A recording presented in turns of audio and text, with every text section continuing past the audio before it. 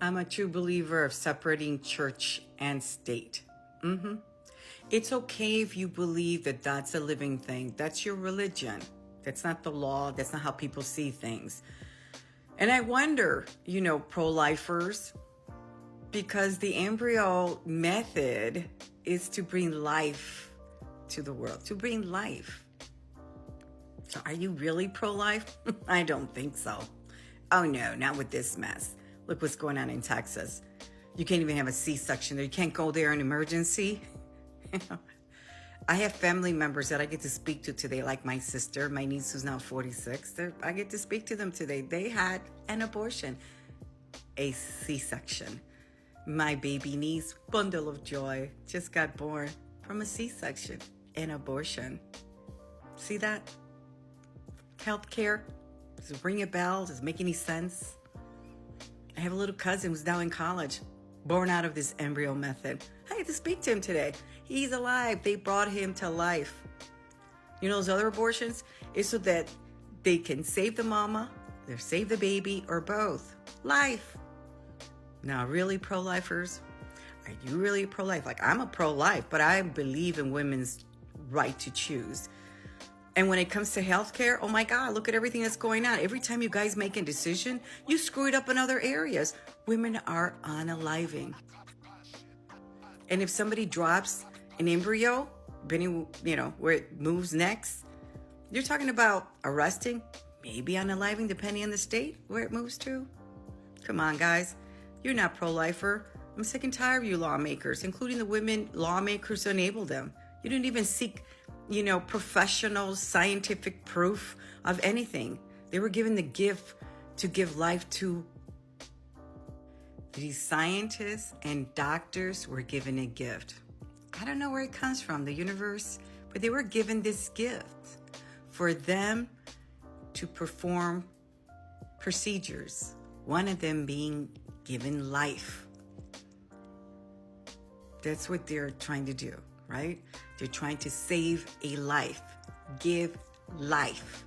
See that? Bunch of hypocrites. That's what you are. You don't care about women. No. Or you would have been doing the right thing. Help these doctors and scientists have better methods, improve on what they already know. That's what we're supposed to be doing, progressing, not regressing. But that's what you're doing. You just want us back barefooted, pregnant, and in the kitchen.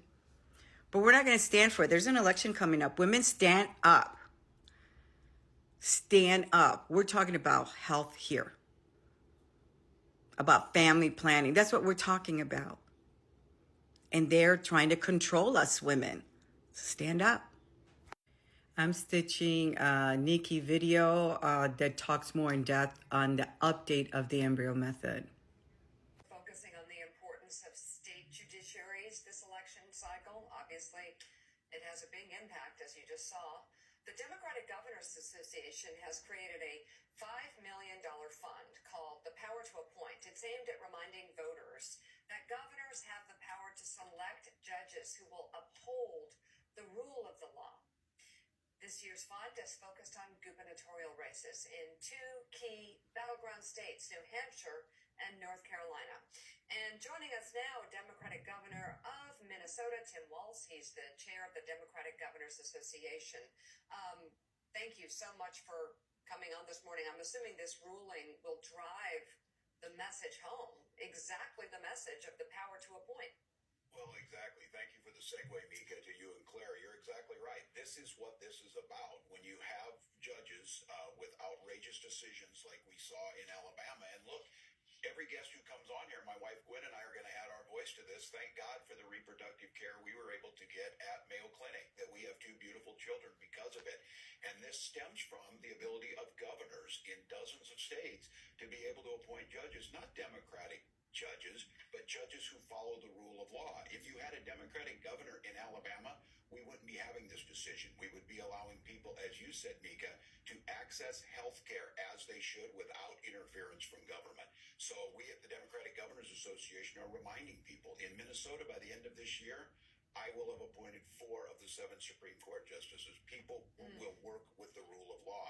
And that will impact because Minnesota is an island of reproductive access in states around us that have chosen not to go that way. So it is the absolute, and I echo what your panel said, is this is going to be one of the major issues, as it should be. This is the most basic freedom issue, to make your own bodily autonomy choices, and Democratic governors are there to defend it.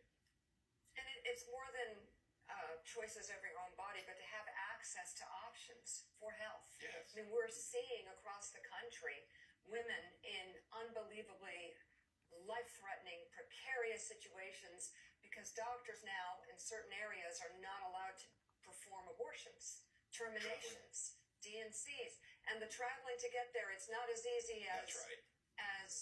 So what is it? What else can state governors do to help women in these situations?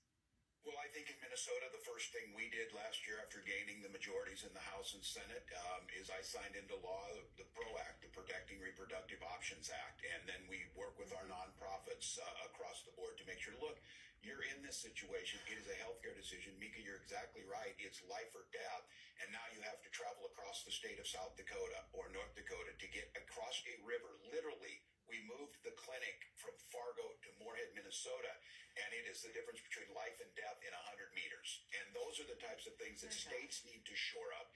We're seeing states across the country, voices like Gretchen Whitmer, folks making sure that this issue is front and center, because this Supreme Court decision that you were speaking about on mifepristone is going to be catastrophic if the rule's the way it is. And so we're stressing at the Democratic Governors Association, build up the firewalls in states, build up the ability to be able to push back on this, make sure we're appointing judges who follow the rule of law, and that's one way that we can do it. But look, we're in the danger of becoming all of us being Alabama, because Donald Trump has made it very clear the direction he's going. So for those out there who are wondering where they're going to vote, talk to your wives, talk to your daughters, talk to your physicians. That's all I can say.